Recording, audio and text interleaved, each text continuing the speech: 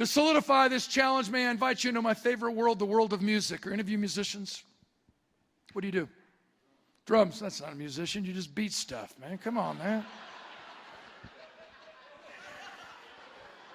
I'm just kidding you. We need drummers. Yeah, we need percussion. He's like, yeah, I'm going to beat you. When people ask you how many notes are there in music, you don't have to be a musician. We can always revert back to our childhood songs. We can figure it out with the little do, re, mi. A, B, C, D, E, F, G. Most would respond there are 7 notes in music. Contraire, mon frère. In the year 1685, a very famous music composer in Western Europe decides he wants more options. He's the guy that put the black keys on the piano. There are 12 notes in music, 7 white keys, 5 black keys, a total of 12 notes. Those 12 notes duplicate themselves every 12 notes. It's what we call an octave. How does that relate to you, especially? How does that relate to me, to all of us? Every single song ever written was written with the exact same 12 notes. Do you know that?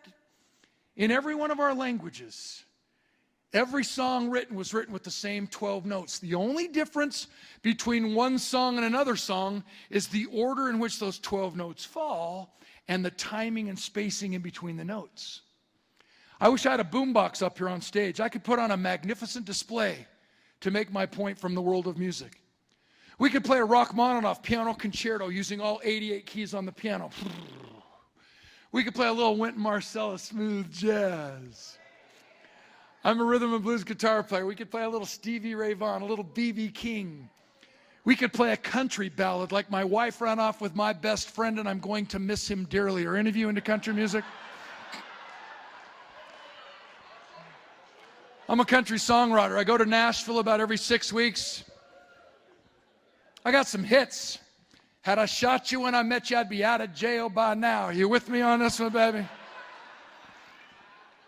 What's my point? Every single one of these songs in all 4 genres was written with the same 12 notes. So here's the question of the day, my friends. This is what makes us different inside this ballroom versus those outside in the worlds in which we reside who are caught up in minimum requirement mediocrity. The question of every day must be, what's the difference between a hit songwriter and a lousy songwriter? They have access to the same 12 notes. What's the difference between a great banker and a lousy banker? They have access to the same interest rates and the same economy. I drive 45 minutes one way to bank, and never once have I ever asked what the interest rates are on my loans. It's about a relationship with Dave Alexander, whom I trust implicitly. It's not about convenience. If money becomes the topic of conversation, it means the presentation is weak and the relationship is non-existent.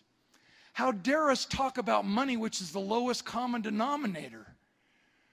I don't give a rat's wackazoodle how much anything costs if I have an opportunity to learn from you and inspire at the deepest level so that when we leave saying, I like me best when I'm with you. I want to see you again. What's the difference between a great parent and a lousy parent? Any of you have teenagers? Those years where it's all we can do to let our parents live at our house. Are you having this brain damage?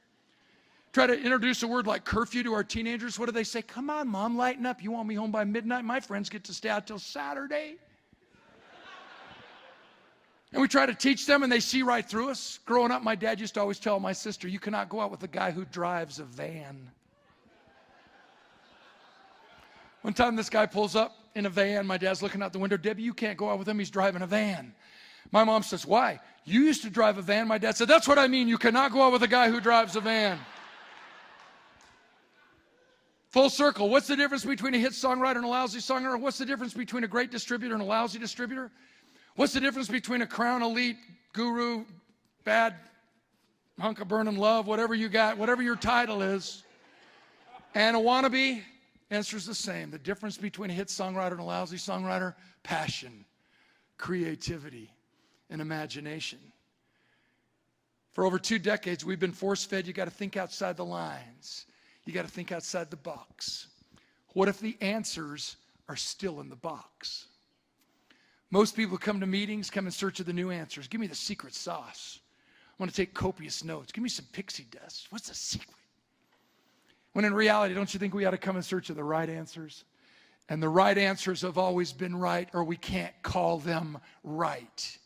To make my point on stretch, let me introduce you to my world of songwriting. I had my first gold record in country music with a guy by the name of Michael Peterson. Wrote the song, Drink, Swear, Steal, and Lie. I'm an inspirational genius. Teamed up with a great songwriter, Don Schlitz. He wrote You Say It Best When You Say Nothing at All. That's a good song. He wrote The Gambler for Kenny Rogers. He and I teamed up, gave him the story, put a magnificent melody to it, put Kenny Rogers back on the charts. Little boy in his baseball hat stands in a field with his ball and bat. He says, I'm the greatest. He throws his ball up, swings, misses strike one, throws his ball up, swings, misses strike two, throws his ball up, swings, misses strike three. He's out. What does he say? Man, am I a good pitcher. That's a good song. My best love song I've written so far, it's called Real Man. Visualize Faith Hill singing it, not me. I need a man who knows happily ever after is a day-at-a-time proposition. A man who knows making love is not a 3-minute composition. It's a slow dance full of romance, a walk on the beach in the sand. It's having a whole conversation just by holding my hand. He would stir deep desire that sets me on fire to be with them all that I can. No, I won't settle for anything less than a real man. Chorus. A real man strong in stature, firm in faith, and kisses slow. He sometimes cries, and when we hug, he's the last one to let go. Worshiping the ground I walk on, he's my biggest fan. There's nothing like being loved by a real man. Most of you women are looking at me like, like these ladies right here, you're looking at me like, do you mind if we smoke? Like right here, you're like, oh, Dan. Oh, Dan, could you repeat that one chorus part? Oh, yeah. And most of you gentlemen are looking at me like, oh, perfect. I was interviewed on country radio in Nashville, and they said, how does a linebacker write a song like that? I said it was easy. I made a list of things I wasn't, and I decided I could become them. Not because it's expected by others, but because it's demanded of myself. Dreams for sale. Stretching from the inside out, hanging around with the right people who will trigger more passion, creativity, and imagination. That's what's going to grow this company. It's what's going to grow your personal business. It's what's going to grow your downline. And it's what's going to allow you to make your financial dreams come true because you're not focusing in on them. You're focusing in on making a difference and leaving people in better shape than you found them.